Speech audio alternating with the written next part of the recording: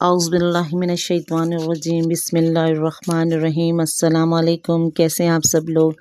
मेरे तमाम बहन भाइयों को हमेशा खुदा शादो आबाद रखे, हमेशा हर बीमारी परेशानी दुख तकलीफ़ों से दूर रखे, आमीन या रब्बुल आलमीन। इसके साथ ही मेरा चैनल जिन्होंने सब्सक्राइब नहीं किया सब्सक्राइब कर दें, लाइक करें, शेयर करें, कमेंट्स करें। आज हम बात करेंगे कि जब हम सफ़र में जाएं तो किन बातों का ख्याल रखना चाहिए, अपने साथियों के साथ किस तरह रहना चाहिए और अपने सफ़र में क्या चीज़ें हमारे साथ हो जो सफ़र बाइसे बरकत हो जाए। सबसे पहले तो हमारे सफ़र में हमें चाहिए कि अकीक और फ़िरोज़े की अंगूठी पहने, और ख़ुसूसन अकीक ज़र्द की अंगूठी को जिस पे एक तरफ नक्श हो माशाअल्लाह ला कुव्वता इल्ला बिल्लाह अस्तगफिरुल्लाह। इस अंगूठी के दूसरी तरफ अस्मा मुबारक हों मोहम्मद और अली के। सैयद इब्न ताऊस ने अमानुल अख्तार में अबू मोहम्मद कासिम से और उन्होंने इमाम अली नकी अलैहिस्सलाम के खादिम साफ़ी से ये रिवायत की है कि मैंने इमाम अली नकी अलैहिस्सलाम से इनके जद्द ताहिर इमाम अली रज़ा अलैहिस्सलाम की खिदमत में जाने की इजाज़त तलब की, तो आपने फरमाया कि अपने पास अकीक ज़र्द की अंगूठी रखो कि इसके एक तरफ माशाअल्लाह ला कुव्वता इल्ला बिल्लाह अस्तगफिरुल्लाह और दूसरी तरफ मोहम्मद अली के अस्मा गिरामी नक्श हों।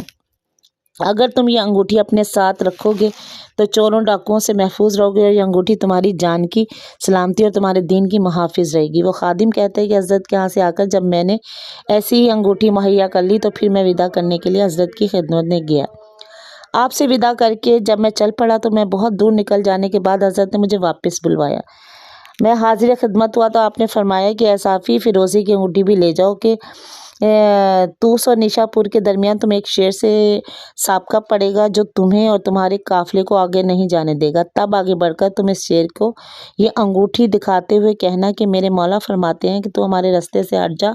हाँ, इस फ़िरोज़े की एक तरफ अल्लाहुल मुल्क और दूसरी तरफ अल मालिकुल्लाह वाहिदुल कहार कंधा करवा लेना कि अल्लाहुल मुल्क हज़रत अमीरुल मोमिनीन अली अलैहिस्सलाम की अंगूठी का नक्श था। जबकि आपको ज़ाहिरी खिलाफत मिली तो आपने अपनी अंगूठी पर अल मालिकुल्लाहुल वाहिदुल कहार कंधा भी करवा लिया था। आपकी अंगूठी फ़िरोज़े की थी। ये नगीना दरिंदों से अमान का बाइस होता है और जंग में दुश्मनों पर फ़तह कामरानी का मुअज्जिब बनता है। साफ़ी कहता है कि मैं इस सफ़र पर चला गया और कसम ब खुदा जैसे मेरे मौला ने फरमाया था वो शेर इसी मुकाम पे हमारे आगे आया। मैंने अपने आका के फरमान के पे अमल किया तो वो शेर पलट गया। जब मैं ज़ियारत करके वापस आया तो मैंने ये वाक़या हज़रत की खिदमत में अर्ज़ किया। आपने फरमाया कि एक बात रह गई जो तुमने नहीं बताई, अगर तुम चाहो तो वो बात मैं बता दूँ। मैंने अर्ज़ किया कि मौला शायद मैं भूल गया हूँ।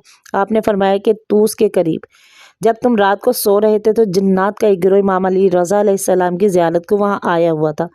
उन्होंने तुम्हारे हाथ में इस अंगूठी पर वो नक्श देखा, अंगूठी उतार कर ले गए।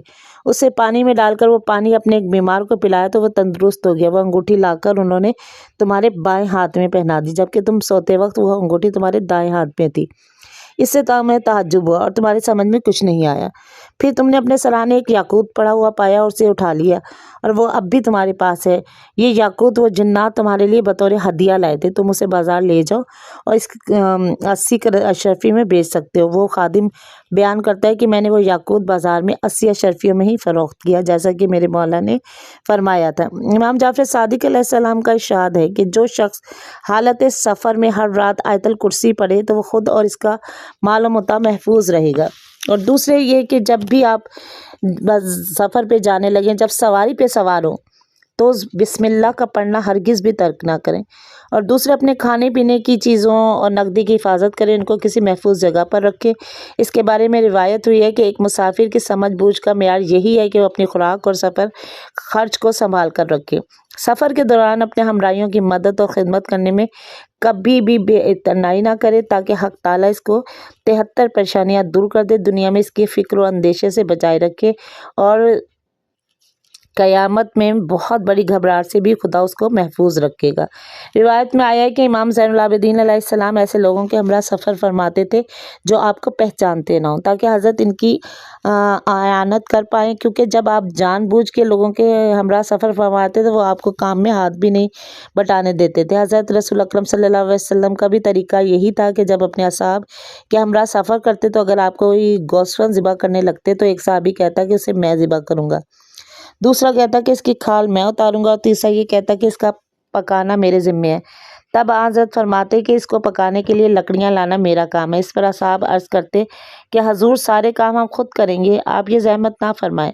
حضرت فرماتے کہ میں جانتا ہوں کہ تم یہ کام انجام دے لوگے، لیکن میں چاہتا ہوں کہ مجھ میں اور تم میں کوئی امتیاز نہ رہے۔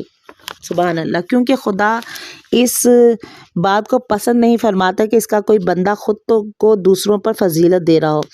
واضح رہے کہ سفر میں اپنے ساتھیوں کے لیے سب سے بڑا بوجھ وہ شخص ہے جو صحیح و سالم ہوتے ہوئے بھی اپنے حصے کا کام کرنے میں سستی برتے، کہ اس کا انتظار میں رہے کہ اس کا کام دوسرے لوگ انجام دیں گے۔ ایسے لوگوں کے ساتھ سفر کرے جو خرچ کرنے میں اس کے برابر ہوں۔ کسی جگہ کا پانی نہ پیے جب تک کہ اس میں پچھلی منزل کا پانی نہ ملا لے۔ مسافر کے لیے ضروری ہے کہ جس جگہ وہ پلا بڑھا ہو وہاں کی مٹی اپنے پاس رکھے، بس جب کسی جگہ کا پانی پینے لگے تو وہ مٹی تھوڑی سی اس پانی میں ڈال کر خوب ہلائے اور جب اس کو رکھ دے۔ جب وہ پانی بیٹھ جائے اور وہ پانی نتھر آئے تو اس میں سے پیے۔ اپنے اخلاق اور عادات کو سنوارے اور نرمی اور ملامت سے کام لے۔ اس بارے میں کچھ باتوں کا یہ سب باتوں کا خیال رکھیں گے تو انشاءاللہ سفر جو ہے وہ بہت ہی بہترین ہو جائے گا۔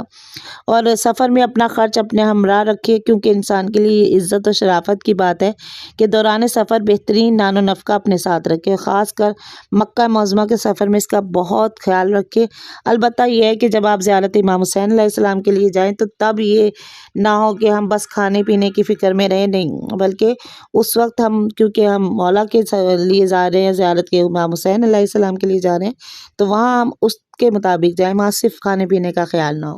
اگر ہم ان باتوں کا خیال رکھیں گے تو انشاءاللہ تعالی ہمارا سفر جو ہے وہ بہترین سفر قرار پائے گا، اور اپنے ساتھیوں کے ساتھ بھی، لوگوں کے ساتھ بھی جن کے ساتھ ہم جا رہے ہیں، جن کے ساتھ ہم سفر کر رہے ہیں، ان کے ساتھ بھی عزت ہماری قائم اور دائم رہے گی۔ اگر ہم اپنے آئمہ کے اقوال کے مطابق اپنی زندگیوں کو گزاریں تو ہماری زندگیوں میں بہترین تبدیلیاں آ سکتی ہیں۔